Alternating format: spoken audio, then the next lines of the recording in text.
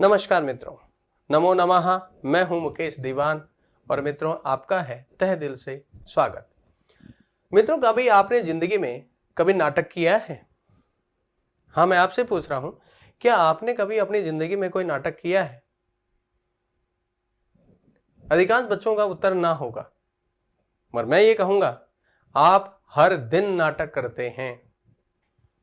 कभी सोचा है कि मैंने ऐसा क्यों कहा?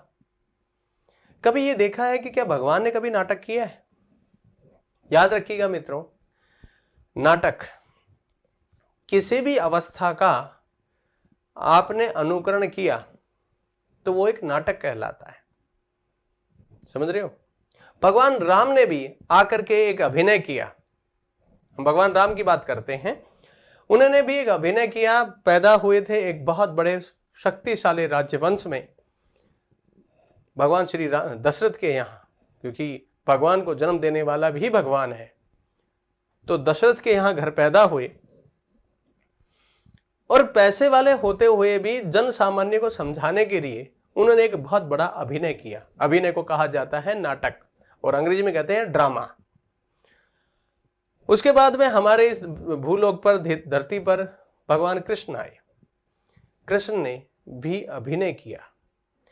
जब ये दोनों ही इस दुनिया से शरीर को छोड़कर चले गए तो लोगों ने इसी अभिनय को लीला बताया। राम की है लीला, लीला लीला की है राम। समझ में आया? मित्रों, आप और मैं जो कर रहे हैं वो नाटक है, अभिनय है। इस समय मैं जो पढ़ा रहा हूं एक अध्यापक के अभिनय में खड़ा हूं और आप जो इस समय एक छात्र का अभिनय कर रहे हैं।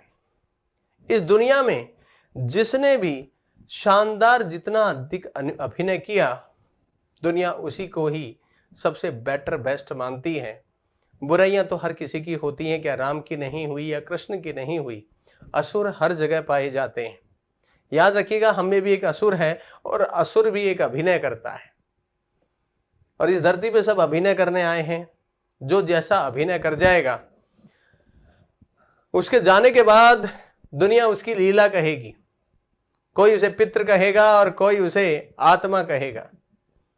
तो आइए मित्रों, आज हम सभी के सभी नाटक शिक्षण क्या होता है यह समझते हैं। देखिए मित्रों, नाटक शिक्षण, नाटक का तात्पर्य क्या है, मीनिंग क्या है? नाटक की का तात्पर्य क्या है? अवस्था का अनुकरण करना। मैंने अभी थोड़ी देर पहले ही समझाया आपको क्या कि किसी भी अवस्था का अनुकरण करना ही नाटक कहलाता है। और भरत मुनि ने बड़े शब्दों में कहा, अवस्था अनुकृतिर नाटकम। मैं इस समय एक वेशभूषा पहनकर, एक समश्रु बढ़ाकर, हाथ में लेखनी कलम लेकर, चश्मा लगाकर एक अभिनय कर रहा हूं अध्यापक का, पढ़ाते हुए। आप सुनते हुए पेपर पेन लेके बैठे हैं और आप अभिनय क्या कर रहे हैं? छात्र का। आइए मित्रों, इस अभिनय को ही समझाऊं। अभिनय करना ही नाटक होता है।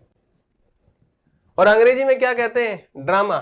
तो मैं आपको, आप एक टीचर हैं, मैं आपको एक बहुत बढ़िया बात कह दूं। इस दुनिया में यदि सजीव रूप से सबसे बड़ा यदि कोई ड्रामेबाज, नाटकबाज या फिर अभिनय करता है तो वो है अध्यापक। जी हां। और अध्यापक के ऊपर यदि कोई सबसे बड़ा ड्रामेबाज है, यानी कि मैं कहूंगा, भगवान कहूंगा राष्ट्रपति, और यदि धरती पे मैं कहूं तो ड्रामा का यानी अभिनय का सबसे बड़ा प्रधानमंत्री है, वो है अध्यापक। अध्यापक के द्वारा किया गया अभिनय ही बालक के दिमाग में बैठ जाता है। यहां इसलिए ड्रामा करते हुए, अभिनय करते हुए अध्यापक को जो शब्द कह रहा है वैसे हाव भाव रखना बहुत जरूरी होते हैं। कैसे? मैं समझाता हूं। पहली लाइन समझ में आई, दूसरी तीसरी समझो। सभी प्राणी प्रतिदिन अपने जीवन में जो अभिनय करते हैं वही नाटक है। जी हाँ, मैं सुबह उठने से लेकर और सोने तक बिल्कुल अभिनय करता हूं, कोशिश करता हूं हर दिन वो अभिनय और भी शानदार करूं। मैं एक पिता हूं, यानी कि मेरी लास्ट है कि मैं एक पिता हूं, लेकिन मैं उससे पहले एक पुत्र भी हूं, अपने पिता का, माता का भी पुत्र हूं। मैं अपनी बहन और भाइयों, बड़े भाई छोटे भाइयों का एक भाई भी हूं। अभिनय मुझे वो भी करना है। मैं अपनी पत्नी का पति हूं, मुझे वहां मित्रता का अभिनय करना है। मैं अपने मित्रों के साथ में एक मित्रता का अभिनय करता हूं। जो जितना अधिक शानदार अभिनय करेगा, दुनिया उसी को ही मानती है। कोई अपने आप को पैसा वाला दिखाकर अभिनय करता है और कोई गरीब बन करके अपने आप का अभिनय करता है। सब अभिनय करते हैं। तो मैं कह सकता हूं इस दुनिया में जो कुछ हो रहा है सब ड्रामा कर रहे हैं। जी हां, सोच के देखिएगा, हमारी प्रकृति भी 24 घंटे में एक अभिनय करती है, सूर्य के चक्कर लगा करके। अरे स्थिर तो सूर्य है, पृथ्वी कब से स्थिर हो गई? तो अभिनय पृथ्वी कर रही है, और पृथ्वी के साथ जो जिसके साथ रहता है वो वैसे ही ड्रामेबाज हो जाता है। तो पृथ्वी के साथ जैसे वो अभिनय कर रही है, हम भी अभिनय वैसा ही कर रहे हैं। क्लियर हो गया? अभिनय का प्रथम उल्लेख हमें यजुर्वेद में मिला था। ऋग्वेद में हमें उल्लेख मिला था श्लोकों का, पद्य का। ठीक कहा यजुर्वेद में। जी हां, ध्यान है यहां क्या किया जाता है? यज्ञ वेदी बनाते हैं आप। वेदी बनाने का एक अभिनय करना, मंत्रों का उच्चारण करना एक अभिनय करना। सृष्टि के अकॉर्डिंग सब कुछ अभिनय है। जो जितना शानदार अभिनय करेगा वो उतना ही आगे बढ़ेगा। कहा नाटकों का प्रारंभ भरत मुनि द्वारा रचित नाट्य शास्त्र से स्वीकार किया जाता है। अब नाटकों का अभिनय प्रारंभ कब से माना गया? भाई यजुर्वेद में तो हमें पहली बार मिल गया, लेकिन इन नाटकों का प्रारंभ हमें कहां से शुरू हुआ? भरत मुनि हुए, ब्रह्मा जी के द्वारा। मैं याद दिला दूं, ये नाट्य जो शास्त्र है ब्रह्मा जी के द्वारा, इसका प्रथम अध्याय ब्रह्मा जी के द्वारा लिखा गया। नाट्य शास्त्र में कुल 36 अध्याय हैं। प्रथम अध्याय ब्रह्मा के द्वारा लिखा गया, इसीलिए इसे 5वां वेद भी कहा जाता है। समझ में आया? हां, क्या कहा मैंने क्या कहा उस पे ध्यान दो। मैंने कहा कि अभिनय करना। अब कहा भरत मुनि द्वारा अभिनय किया गया, बताया गया। अब इसमें भरत मुनि ने नाटकों को किस रूप में रखा? मित्रों, भरत मुनि ने नाटकों को रूपक के अंदर रखा गया। जी हां, रूपक। रूपक का अर्थ में क्या होता है? रूपक 10 प्रकार का होता है, अर्थात उसमें एक नाटक है और नाटक के अलावा और भी उसके अंदर व्याप्त होते हैं। मैं इसे साहित्य में और समझा दूंगा आपको। तो रूपक का एक भाग है, और रूपक कितने होते हैं? 10। और उपरूपक यानी इनके सहायक रूपक कितने होते हैं? 18। तो ध्यान रखिएगा, नाटक इसमें आता है, रूपक में आता है, और रूपक कितने होते हैं? 10, और उपरूपक कितने होते हैं? 18। नाटक के 3 उद्देश्य होते हैं भरत मुनि के अनुसार। भरत मुनि के अनुसार भी होते हैं और वर्तमान में भी इनकी आवश्यकता होती है। कक्ष में आपको नाटक या तो हितोपदेश आधारित, हितोपदेश का अर्थ है बालक को नैतिकता का विशेष रूप से ज्ञान देना। विश्रांतिजनक, बालक को सामाजिक ज्ञान देना। और विनोदजनक, बालक को हंसी मजाक के साथ उसे नाटक को समझाना। अभिनय कर पाए। पहला हितोपदेश जनक, दूसरा विश्रांति जनक और तीसरा विनोद जनक। पहला नैतिकता, दूसरा सामाजिकता और तीसरा आनंद की अनुभूति। ये तीनों उद्देश्य किसके हैं? नाटक के हैं। अब नाटक को आगे मैं बढ़ा दूं। कहा नाटक का मुख्य उद्देश्य आप किसे कहेंगे? क्या चाहते हैं बालक को आप नाटक पढ़ाते हुए? भाई नाटक पढ़ाना है, ठीक। अब पढ़ा तो रहे हम, लेकिन हम चाहते क्या हैं? तो कहा बालक को हमें संस्कार देना है। संस्कार याद कीजिएगा, मेरा एक हमेशा आपसे कहता रहा कि संस्कृत पढ़ोगे तो संस्कार बनेंगे, संस्कार बनेंगे तो क्या संस्कृति बनेगी, और संस्कृति बनेगी तो सनातन धर्म आएगा। समझ लीजिएगा मेरी इस बात को। मैंने क्या कहा कि यदि आपने क्या किया, संस्कृत भाषा पढ़ी, तो आप में बहुत शानदार संस्कार आएंगे, बहुत शानदार संस्कार आएंगे, तो आप संस्कृति को समझ पाएंगे, और संस्कृति को समझ पाए तो ही आप सनातन धर्म को समझ पाएंगे। इस चीज को विशेष रूप से आप ध्यान रख लीजिएगा। कहा अभिनय 4 प्रकार का होता है। अभिनय कितने प्रकार का होता है? 4 प्रकार का। कायिक, शरीर से, वाचिक, बोलकर,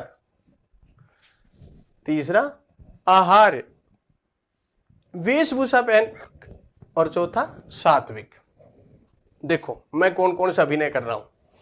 कायिक, मैं शरीर से यहां उपस्थित हूं, ठीक है, और मैं अपने हाथों का संचालन, मुंह का संचालन करके, पैन का संचालन करके आपको बता रहा हूं। दूसरा वाचिक, मैं आपको बोल के समझा रहा हूं, दूसरा अभिनय हो गया मेरा। तीसरा, मैंने एक वेशभूषा पहन रखी है, ठीक है, उसके माध्यम से समझा रहा हूं। और चौथा है सात्विक, बड़े सहज भाव से समझाने का कोशिश कर रहा हूं। तो मित्रों, चारों अभिनय मैं भी यहां कर रहा हूं, आप भी अभिनय कर रहे हैं। अब कहा नाटक या काव्य में नायक कितने प्रकार का होता है। अब जो नाटक का जो हीरो आप बनाएंगे, वो आपका हीरो कितने प्रकार का नाटक में आप रख सकते हैं। पहला है धीरोदात्त, दूसरा है धीरोदत्त, तीसरा धीर प्रशांत और चौथा है धीर ललित। फिर से ध्यान रखो, धीरोदात्त, धीरोदत्त, धीर प्रशांत और धीर ललित। ये मित्रों महाकाव्यों में अधिकांशतः जो महाकाव्य हैं उनमें धीरोदात्त नाम स्थिति का होता है नायक। ये नायक ऐसा नायक होता है जो दृढ़ संकल्प होता है। अभिनय करने में दृढ़ संकल्प है कि मैं ये अभिनय करूंगा। अपनी प्रशंसा खुद नहीं करता, उच्च विचारों वाला होता है, खुद की प्रशंसा स्वयं नहीं करता है और सबकी रक्षा का भार स्वीकार करता है। नायक ऐसा ही होता है, नेता जिसे कहते हैं, ठीक है। तो नायक यहाँ 4 प्रकार का नाटक में होता है। कहा नाटक में या काव्य में नायिका 3 प्रकार की होती है। 3 प्रकार की नायिका हो सकती हैं, स्वीय, परकीय या सामान्य। स्वीय, परकीय या सामान्य। स्वीय और सामान्य के विषय में हम यहाँ चले परकीय में, कि अभिज्ञान जो शाकुंतलम है, जिसमें शकुंतला नायिका है, वो नायिका कैसी है और वहाँ का नायक कैसा है। मित्रों, वहाँ का जो नायक है दुष्यंत, वो धीरोदात्त नायक है, और नायिका जो है वो परकीय है। इसमें बहुत बढ़िया श्लोक भी आया, अर्थो ही कन्या परकीय एव। यानी कण्व ऋषि ने जो श्लोक है 4th अंक का और अंतिम श्लोक है अर्थो ही कन्या परकीय एव तामाद्य संप्रेष परिगृहीतुम जातो ममायम विशदय प्रकामम प्रत्यर्पितन्यासेव्यंतरात्मा। वहीं पर स्वप्नवास दत्तम भी है, ये भी एक नाटक है, भास के द्वारा लिखा गया। इसका जो नायक है उदयन, ये धीरोदात्त नायक है, जबकि वासव दत्ता जो है वो स्वीय नायिका है, अपने आप का स्वयं डिसीजन ले सकती है। यहां शकुंतला ने प्रक्रिया इसलिए हो गई क्योंकि उसको संभालने वाला कोई भी नहीं मिला। जब विपरीत स्थिति आई, वहीं पर वासवदत्ता पर जब विपरीत स्थिति आई तो वह स्वयं को संभाल पाई। चलिए आगे बढ़ जाओ। नाटक में रंगमंच 3 प्रकार का होता है। अभिनय करने का की जगह, रंगमंच किसे कहते हैं? अभिनय करने की जगह 3 प्रकार का रंगमंच होता है। एक विकृष्ट, एक चतुस्त्र और एक त्रिस्त्र। क्या कहा? या तो गोल या चौकोर या तिकोना, 3 प्रकार का मंच होता है हमेशा नाटक में। आपने रामलीलाएं देखी होंगी गांव में, वो चौकोर होता है। चौकोर का मतलब 4 कोने हो, ठीक है। जबकि हम देखते हैं किसका? भर्तहरि का नाटक। भर्तहरि का नाटक जब भी होता है तिकोना होता है। चलिए आगे बढ़ जाओ। अब आती है नाटक शिक्षण, हम किन विधियों से बालक को पढ़ा सकते हैं। मित्रों, नाटक पढ़ाने के लिए एक विधि तो वो जो हमेशा समय पर सिलेबस पूरा करवा देती है, नाटक को फटाफट पूर्ण करवा देती है, वो है आदर्श नाट्य विधि। दूसरी है कक्ष अभिनय विधि, कक्षा कक्ष में बालकों के द्वारा अभिनय। रंगमंच विधि, सारी कक्षा को का अभिनय एक जगह ही हो जाता है रंगमंच पर। समवाय विधि, अध्यापक साथ देता है, समवाय विधि में सारे बच्चे मिलकर करते हैं। और व्याख्या विधि, व्याख्या विधि भी किसकी विधि है? नाटक शिक्षण की। आइए मित्रों समझाता हूं। देखिए क्या कहा। आदर्श नाट्य विधि क्या होती है, यही जानना है मित्रों। आदर्श नाट्य विधि में क्या होता है पहले यहां समझ दो और फिर मैं इसको उल्लेख करूंगा। यह नाटक शिक्षण की प्राचीन विधि है। नंबर 1, आदर्श नाट्य विधि नाटक शिक्षण की प्राचीन विधि है। नाटक में आए हुए सभी पात्रों का अभिनय अध्यापक स्वयं करता है। सारे के सारे पात्रों का अभिनय अध्यापक स्वयं ही करेगा। इस विधि में से पाठ समय पर पूर्ण हो जाता है और इस विधि में शिक्षक सक्रिय और बालक निष्क्रिय रहता है। यह उच्च स्तर की विधि है, यानी कि बड़ी कक्षाओं में प्रयोग में लाने योग्य। अब इस विधि को समझो। अध्यापक है, ठीक है। छोटी कक्षाओं में तो हम नाटक में आए हुए सभी पात्रों का भूमिका वर्णन बालकों के द्वारा हम करवा सकते हैं, लेकिन याद रखिएगा जो उच्च कक्षाएं हैं उनमें यदि आपने पाठ नाटक बड़े होते हैं तो 45 मिनट का जो समय होता है उसमें आप पाठ पूरा नहीं करवा सकते। ऐसी स्थिति में सभी पात्रों, सभी नाटक में आए जितने भी पात्र हैं, चाहे वो राम का हो, चाहे वो सीता का हो, शूर्पणखा का हो, रावण का हो, अपने हाव भाव से अध्यापक सभी का उल्लेख स्वयं ही करता है। लेकिन होता क्या इस विधि में? बालक सक्रिय नहीं है। तो प्राथमिक कक्षाओं में तो बालक सक्रिय होना बहुत जरूरी है। तो ये अधिकांशतः कहाँ प्रयोग में लाई जाती है ये विधि? बड़ी कक्षाओं में। क्यों? ताकि समय पे पाठ पूरा समय पे हो जाए। तो इसी पर एक प्रश्न बनता है, नाटक शिक्षणस्य आदर्श नाट्य विधे अनुसारेण, कि इस नाटक के अनुसार क्या होता है? अध्यापक वाण्यः माध्यमेन एकः प्रकरणम अभिनयम करोति, कि जो अध्यापक है वो अपनी वाणी के माध्यम से अभिनय करता है, एक प्रकरण का अभिनय पूरा स्वयं करता है। क्यों? क्योंकि वहां पर आप याद रखिए 9th में किशोर अवस्था का बालक है, समय पे पाठ पूरा होना बहुत जरूरी है, क्योंकि उस समय नाटक करना उनकी जिंदगी में बहुत बड़ी चुनौती होता है। दूसरी विधि आती है कक्षा अभिनय विधि।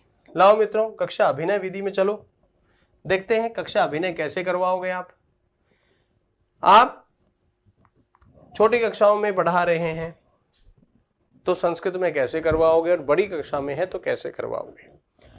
कक्षा 6, 7, 8 इन कक्षाओं में याद कीजिएगा पाठ कौन कौन से हैं।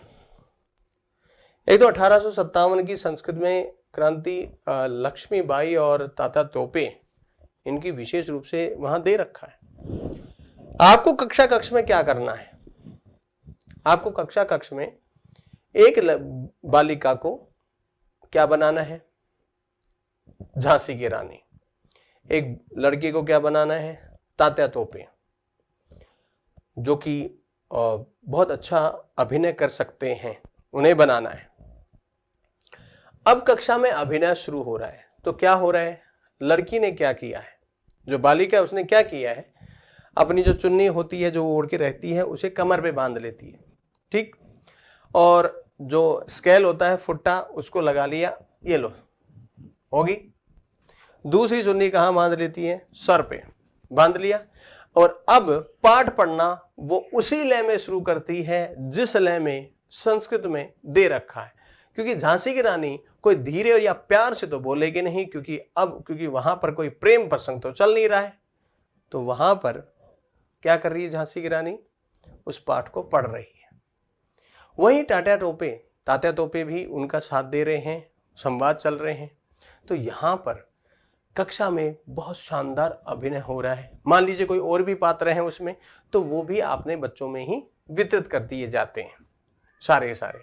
इससे क्या होता है, बालक में अपनी किसे कहते हैं आप, पर्सनालिटी डेवलप करने का मौका मिलता है कि अरे क्या संवाद है, क्या बोला गया है, और यही बालक में बहुत शानदार अभिनय का माध्यम होता है।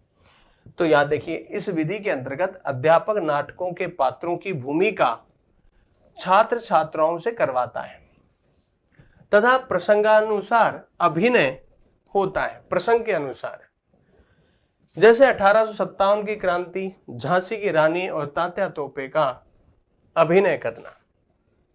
सभी छात्र बिना वेशभूषा नहीं होगी यहां, यानी कि कोई नए झांसी के पूरे कपड़े नहीं पहने उसने, कक्ष में ही अभिनय करते हैं। हल्का फुल्का हम ड्रामा कर सकते हैं, कक्षा में करवा सकते हैं, लेकिन जो भी बच्चा कर रहा है वो झांसी की रानी के कपड़े नहीं पहने उसने। इस विधि का मुख्य उद्देश्य छात्रों में चिंतन, तर्क शक्ति का विकास के साथ व्यक्तित्व विकास करना। अक्सर हम यही पढ़ते हैं ना, परसोना अर्थात मुखोटा। हम सभी तो अभिनय कर रहे हैं, और यहां पर अभिनय कक्ष में पढ़ाते समय बहुत सुंदर होता है। मैंने अपने जीवन काल में जब नाटक पढ़ाया गवर्नमेंट स्कूल्स में, मैंने ऐसा ही अभिनय करवाया जी। उन कक्षाओं में जो कि कक्षा 8 तक थी, बिल्कुल करवाया। 8 तक कक्षाओं में बच्चों से करवाया, पहले उस पाठ को समझाया, बच्चों से प्रैक्टिस करवाई, और फिर कक्षा में उन 2-3 बच्चों का जो कि बहुत अच्छा उच्चारण कर सकते हैं, दमक के साथ, आवाज के साथ। उच्चारण तो सबका शुद्ध था, लेकिन जो पूर्ण रूप से वैसा फिल्मांकन कर सकता है, उनसे करवाया। तो पता चला कि बालकों के अंदर अगले दिन से ही वही फीलिंग लेकर के आया, और लोगों ने, बच्चों ने क्या कहा, झांसी की रानी, अरे तात्या तोपे कहाँ हैं, तो एक नाम भी उनका एक, तो बच्चे बड़े खुश होते हैं। कहा ऐसी के बाद में मैंने रंगमंच विधि, स्टेज, ड्रामा, मंच, रंग बिरंगा मंच, स्थान, रंग बिरंगा स्थान, यानी कि बालक इस विधि में उस नाटक में जो आए हुए पात्र हैं उनकी वेशभूषा भी पहनेगा। इसमें पूरे के पूरे बच्चे, इस विधि में पूरे के पूरे क्लास के बच्चे अभिनय कर सकते हैं। कैसे करेंगे मैं बताता हूं। रंगमंच में आप रामायण के किसी भाग का उल्लेख कर रहे हैं, जैसे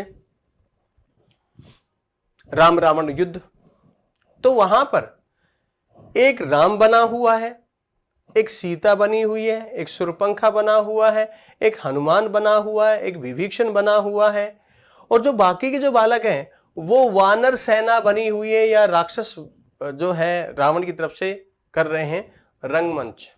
जी हाँ, विद्यालयों में छात्र छात्राओं द्वारा रंगमंच पर नाटक के पात्रों की भूमिका वर्णन वेशभूषा पहनकर, याद रखिएगा कक्षा कक्ष में वेशभूषा नहीं होती, यहां वेशभूषा पहनना अनिवार्य होगा। यह नाटक शिक्षण का यानी इस शिक्षण नाटक का उद्देश्य क्या है? उद्देश्य पूर्ति की श्रेष्ठ विधि है। यह नाटक शिक्षण का उद्देश्य क्या था? संस्कार प्रदान करना, और ये उद्देश्य पूर्ति की श्रेष्ठ विधि है। नाटक अभिनय विधि का मुख्य उद्देश्य, नाटक अभिनय विधि का मुख्य उद्देश्य संस्कार प्रदान करना है, जो कि मैंने आपको बताया, इससे होगा पूर्ति। इस विधि में सभी छात्र छात्राएं भाग लेते हैं तथा छात्र छात्राएं सक्रिय रहते हैं। अब यहां देखिएगा क्या प्रश्न एग्जामिनर के हाथ में हो सकता है। नाटक शिक्षणे कस्य विधे प्रमुख उद्देश्य संस्कार शिक्षणम। लीजिए मित्रों, इस विधि पर प्रश्न जो बना, कहा नाट्य शिक्षण की किस विधि का मुख्य उद्देश्य संस्कार शिक्षण करना है? कहा रंगमंच विधि, अभिनय विधि। जी हाँ, एग्जामिनर प्रश्न ऐसे बनाता है, हम लोग हमेशा कंफ्यूज रहते हैं, हमेशा पूछते रहते हैं नाटक शिक्षण की सर्वश्रेष्ठ विधि कौन सी है। अरे एग्जामिनर प्रश्न ऐसे बनाएगा, अपने आप ही रंगमंच आएगा। ठीक है, आगे बढ़ जाओ, और एक कदम आगे बढ़े तो हमने अगली विधि देखी समवाय। समवाय मतलब सहयोग, सामूहिक विधि। ठीक है, कहा इसे सम्मिश्रण विधि कहते हैं। सम्मिश्रण का मतलब हुआ कि यहां बालक और अध्यापक सभी मिलकर के ये अभिनय करते हैं। यह विधि नाटक शिक्षण में प्रयोग विधि कहलाती है। याद रखिएगा, नाटक शिक्षण में प्रयोग विधि कौन सी विधि कहलाती है? समवाय विधि। एग्जामिनर प्रश्न कुछ और ही तरीके से पूछता है, हम कुछ और ही लगा के बैठते हैं। एग्जामिनर कहता है कि नाट्य शिक्षण में प्रयोग विधि किसे कहा गया? समवाय विधि को। इस विधि के अंतर्गत सभी पात्रों की भूमिका वर्णन छात्र छात्राओं द्वारा की जाती है और अध्यापक सहायक के रूप में रहता है। मैं याद दिलाऊं कैसे करता है अध्यापक? भाई कक्षा कक्ष में क्या करता है कि बालक अभिनय कर रहे हैं, अब हुआ क्या कि वहां पर कोई कठिन शब्द आ गया या बालक कोई डायलॉग भूल गया, क्योंकि पेपर लेके तो आप अभिनय करोगे नहीं। तो यहां अध्यापक क्या करता है, वो जो वर्डिंग है उसको बड़े धीरे से उच्चारण करता है ताकि वो बालक उच्चारण उसका कर पाए। तो ये सहायक की भूमिका में अध्यापक रहता है। इस विधि में अध्यापक सहायक के रूप में होने पर यह विधि समवाय या सहयोग विधि भी कहलाती है। याद रखिएगा, इस विधि में विशेष रूप से प्रयोग होता है। क्या होता है? प्रयोग। कहा यह विधि संस्कृत नाट्य शिक्षण की सर्वश्रेष्ठ विधि है। एग्जामिनर यदि आपसे पूछे कि नाटक शिक्षण की श्रेष्ठ विधि कौन सी है, तो नाटक शिक्षण की श्रेष्ठ विधि कौन सी है भाई? समवाय विधि। नाटक एवं पाठ्यक्रम समय पे पूर्ण हो जाता है। क्या हो जाता है? समय पे पूर्ण हो जाता है। कहा इस विधि में कौन कौन से हम कार्यक्रम करवा सकते हैं? नंबर 1, 15 अगस्त का प्रोग्राम इसी विधि से होता है नाटक में। 26 जनवरी का या किसी जयंती के पाठ, जयंती, जन्मदिन या मरण दिन जो भी है, आप इससे करवा सकते हैं। भगत सिंह का पाठ, भगत सिंह का भी रोल करवा सकते हैं। तो ये समवाय विधि किसकी है? नाटक शिक्षण की। अब आगे बढ़ जाओ, प्रश्न है छोटे छोटे। कहा नाटक शिक्षण का मुख्य उद्देश्य क्या होता है? सोचो। संस्कार प्रदान करना। नाटक शिक्षण की प्रमुख विधियां। अब कक्षा के कक्ष स्तर पर अभिनय विधि प्राथमिक कक्षाओं में, और यदि वो पूछे नाम किसी का तो रंगमंच विधि। लेकिन समवाय विधि सर्वश्रेष्ठ कहां है? माध्यमिक या उच्च माध्यमिक स्तर पर ध्यान रखना होगा। नाटक शिक्षण की जो पाठ योजना का प्रमुख बिंदु किसे रखूं, प्रमुख बिंदु क्या होगा, का अभिनय। और इस अभिनय में कौन कौन सा अभिनय, एक तो अध्यापक के द्वारा आदर्श अभिनय, भूमिका वितरण और अनुकरण अभिनय, तीनों के तीनों अभिनय इसी में रहेंगे। एग्जाम कई बार पूछ लेता है अभिनय कितने में कौन कौन आता है, तो तीनों आएंगे। जैसे ये पूछ बैठा, भूमिका वितरण का मुख्य उद्देश्य क्या है। अरे पात्रों का, जो कक्षा पाठ में नाटक में जो लोग आए हैं उनके पात्रों का आप बंटवारा कर रहे हैं बच्चों में, उसका मुख्य उद्देश्य क्या है। अभिनय कला कौशल को उत्पादन करना, अभिनय कला को सिखाना। नाटक शिक्षण से सर्वोत्तम विधि क्या है, सर्वोत्तम विधि समवाय विधि। क्लियर कर लेना, खोपड़ी में भेजे में डाल लेना। प्राथमिक स्तर पर ये है तो रंगमंच।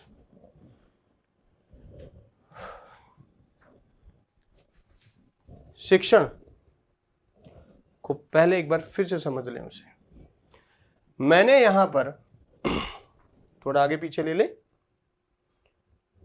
जी। यहां पर हमने क्या किया है, यहां पर हमने किया है नाटक शिक्षण का सारा लेखा जोखा। नाटक शिक्षण क्या है, नाटक शिक्षण से होता क्या है, नाटक शिक्षण की विधियां क्या हैं, नाटक शिक्षण का प्रयोग कैसे होगा। और मित्रों सबसे पहले आप अच्छी तरह समझ गए हैं, क्योंकि आप भी एक अभिनय कर रहे हैं और मैं भी एक अभिनय कर रहा हूं, तो हम सभी के सभी नाटक शिक्षण के ही पात्र हैं। तो मित्रों नाटक शिक्षण को आपको समझ करके, ध्यान रख करके काम करना होगा और इसे समझ करके आप अपना कार्य करें। अगला जो है मैं आपको शिक्षण पढ़ाऊं, उसके लिए आप तैयार रहें। ढेरों शुभकामनाओं के साथ मैं मुकेश दीवान, नमो नमः।